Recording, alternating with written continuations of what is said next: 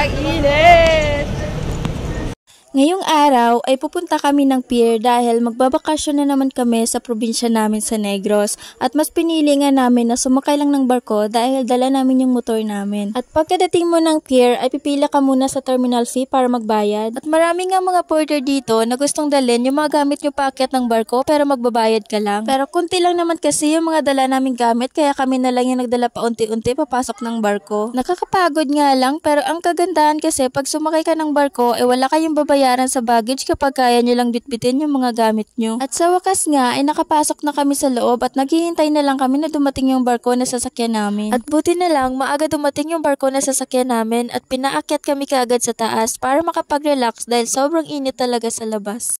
Hi guys! Andito kami ngayon sa loob ng barko dahil bakasyon na naman sa probinsya. So ayun, mamaya pa naman yung alis namin mga 2:30 and 10 ng umaga pa lang ngayon and buti na lang pinapasok na kami sa loob dahil sobrang init talaga sa labas para makapag-relax pa kami dito sa loob. So ayun, itutur ko na muna kayo sa room namin dito sa loob ng barko. Let's go! So, ito yung view sa labas ng room namin. And sobrang laki talaga ng pinagbago ng barko ngayon kaysa huling sakay ko dito sa barko.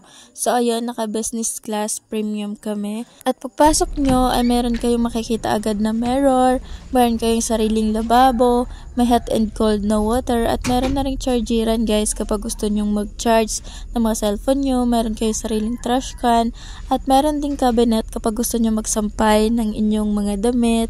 So, ayan, bubuksan natin baka may tao. Char. Ayan, so, ayun guys, sobrang ganda na talaga ngayon sa loob ng barko. And ito naman yung room namin, pang 4 person siya, and meron din siyang cortina for privacy. Hindi ko alam kung meron kami makakasama mamaya dito sa room namin. So, ayun, merong TV sa loob ng room pero di namin alam kung gumagana siya kasi walang remote. And sobrang cute ng bintana nila kasi kitang-kita mo talaga sa labas lalo na pag umaandar na yung barko. Tapos, ayun yung mga gamit namin. Meron pang malaking space. Pwede pa kaming maglaro ng jackstone dyan. Charot. And sobrang na-enjoy nga namin yung stay namin dito sa loob ng barko. Nakaka-relax kami. Parang nasa loob ka lang kasi ng mall kapag andito ka sa loob ng barko. At kung gusto nyo naman maligo, ay meron silang separate na shower area at sa harap nun ay yung toilet bowl kung saan pwede kayong mag-poop or umihi. At sa labas naman ay maraming mirror at lababo kung gusto nyong maghugas ng kamay or mag-makeup at umaura-aura sa salamin. At ito naman ang kanilang mega room and naka-aircon lahat ng room guys sa loob kaya sobrang makarelax ka talaga. At dahil hapon na hindi pa kami nakapag-lunch ay naganap muna kami ng makain namin. At meron nga silang karinderya dito na pwede kong umorder kahit mga gulay lang dahil mamayang gabi pa yung free meal namin. At pagkatapos namin kumain ay nag-ikot-ikot muna kami sa loob ng barko at meron nga kami naging kaibigan na babae dahil wala daw siyang kasama. Kaya sinama na lang namin siya sa pag-iikot namin sa loob ng barko.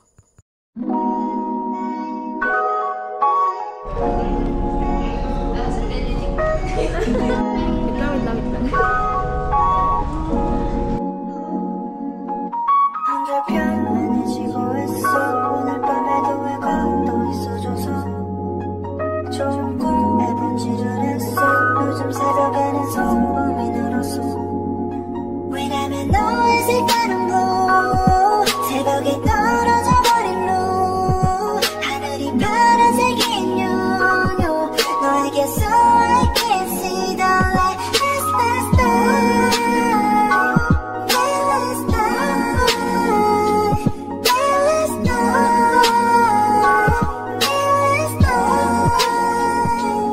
생각은 천천히란 같아 뒤지고 생각하란 말 머릿속을 돌아다녔어 오늘 어떤 날이 볼까 이유 없이 찾아는 오지 말어 기지개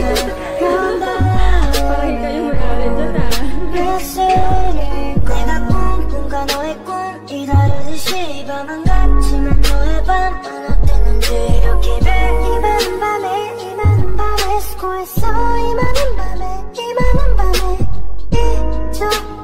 잊어버리지는 마 소중한 나 잊어버리지는 마 왜냐면 너의 색깔은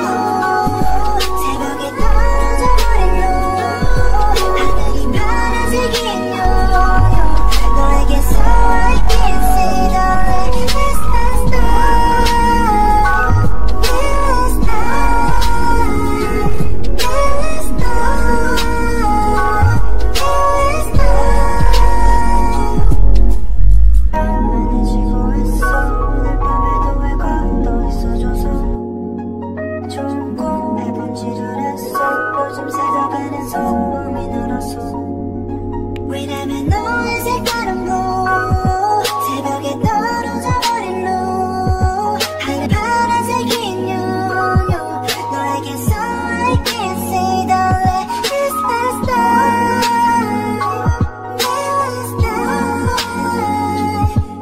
last night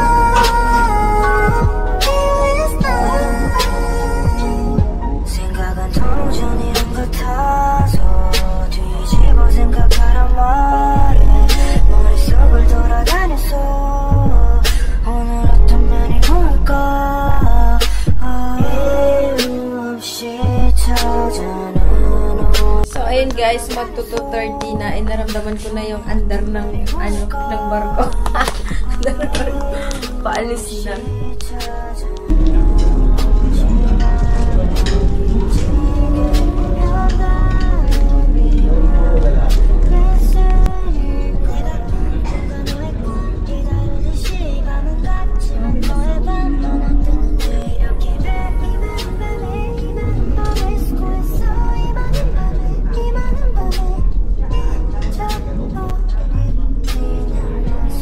Tapos lang namin kumain guys. Natulog kami alas 3 tapos nagising kami mag-aalas 7 na pala. Ano yan? Saan ka? Akit sa taas. Bakit di mo ko niyaya? Dire-diretso ka lang. Hindi ka pa lang naniyaya. Uy, akit tayo sa taas. Ba't kanya ka? Malamig dito sa loob. Naka-aircon. 9 na ngayon ng gabi guys and mayroong banda dito so manood kami.